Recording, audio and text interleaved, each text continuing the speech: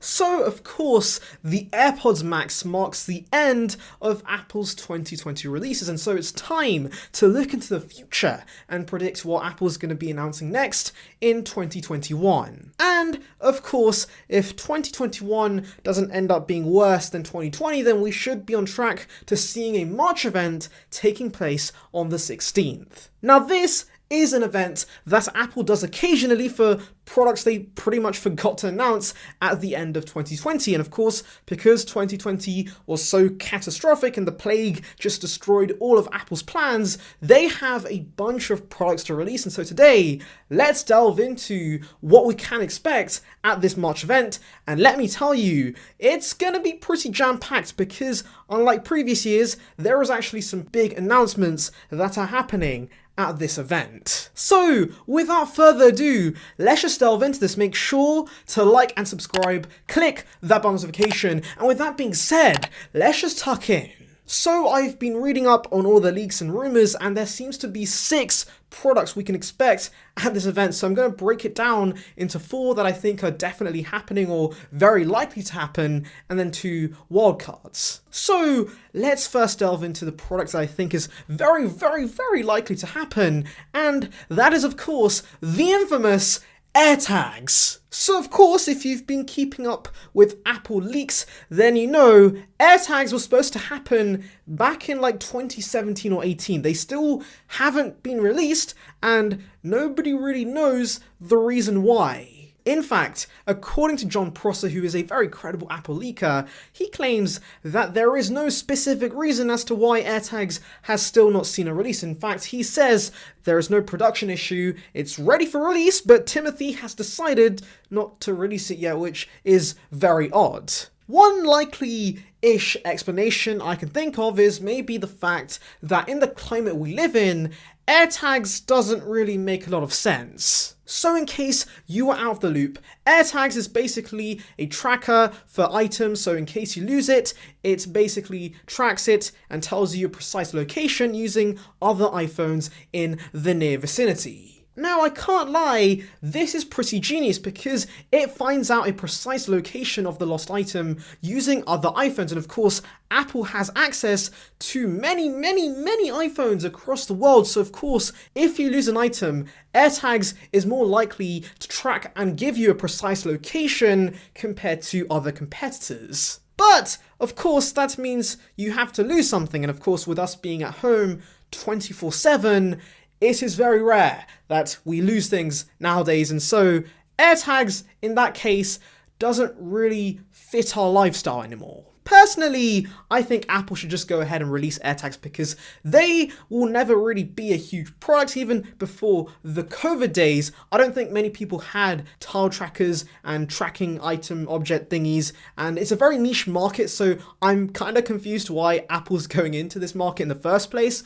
And of course, one thing to keep in mind about AirTags is that they're going to be very expensive. Expect them to be around $50 per tile, which of course is ridiculous unless you actually lose things quite often, and so I guess it might be of worth to you, but honestly, for most people, it's going to be way too expensive and it's too niche of a product. Talking about a product no one will buy, the next release is Apple TV. I have no clue who's actually excited for this. So it's fair to say the Apple TV is lagging behind the competition in many ways, but one of the cons for me is undoubtedly that price, because it's way too bloody expensive for what it is, and of course you can find way cheaper alternatives which are just as good or even better, like the Fire TV Stick or of course Google's Chromecast. So of course, after knowing this, you're probably thinking, hey, Apple's gonna make this cheaper then, aren't they? Because they gotta compete with the competition, so they're gonna give us a cheaper Apple TV and call it a day.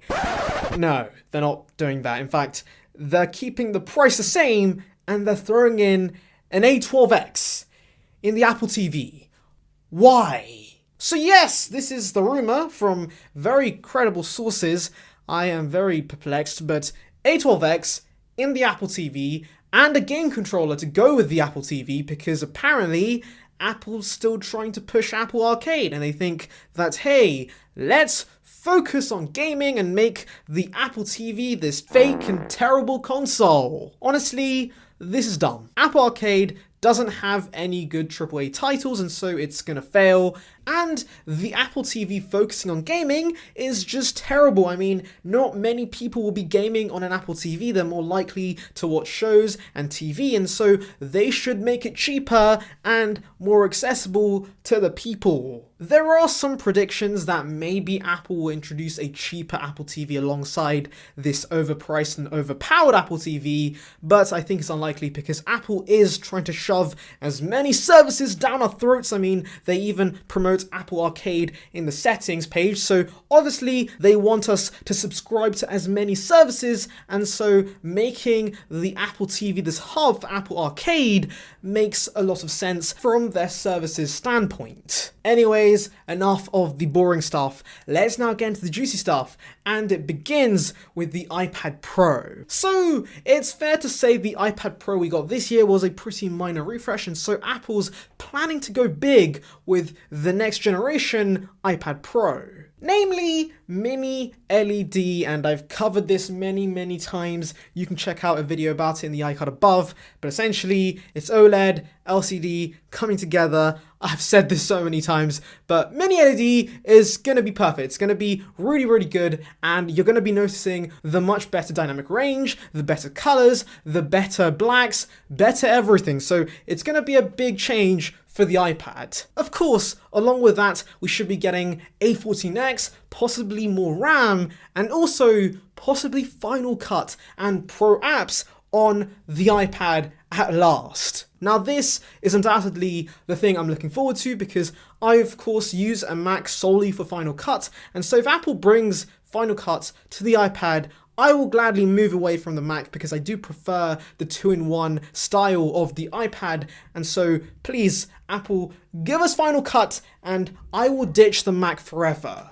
But of course, the iPad Pro being the Pro will be very expensive. It will be insanely expensive, and so the next release is something that I think a lot more people are looking forward to. And of course, that is the refresh to the regular iPad. Now yes, I am fully aware the iPad 8 was released back in September, and so it does seem a little soon, but we've been hearing some pretty credible reports, and so that's why I'm bringing it up. Now I did cover this in more detail in another video, which you can check out in the icon above, but essentially 10.5-inch screen, A13 chip, 64 gigs of standard, and laminated display. I am very hyped for that. Oh, and how could I forget, this will be cheaper than the current base iPad. You heard me right. This is going to be $299 compared to $329 the current iPad retails at, which already in itself is pretty cheap for an iPad. So this is insane value.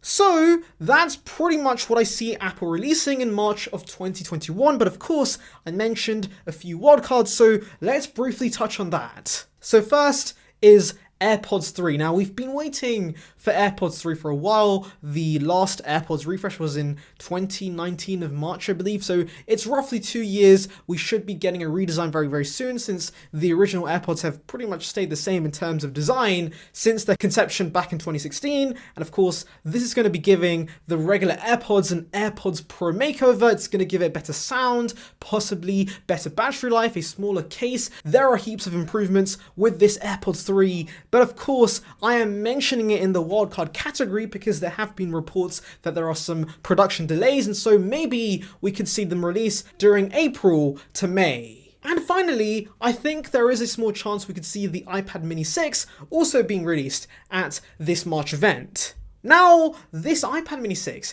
is something a lot of people have been looking forward to because it's essentially bringing the iPad Pro design to the iPad mini form factor. So basically, that means thinner bezels, Touch ID in the power button, and of course, funky colors like the iPad Air, and of course it will be similar in price to the current iPad mini, so a lot of people are obviously going to be in love with this, and I can see this being very, very popular. But it is firmly in the wildcard category because there haven't been any concrete information from reliable sources that it's happening in 2021, let alone this upcoming March event. Anyways, that brings me to the end of my list. Of course, there could be other products in the pipeline that are happening very, very soon, but of course, that's what I've read up on in these latest leaks and rumors. And that pretty much brings me to the end, but tell me in the comments below, which products are you looking forward to from this upcoming March event? And on that note, I'm gonna end it here. Thank you guys for watching. Make sure to like and subscribe, click that bell notification, and with that being said, I'll see you guys in the next one. See you, peeps.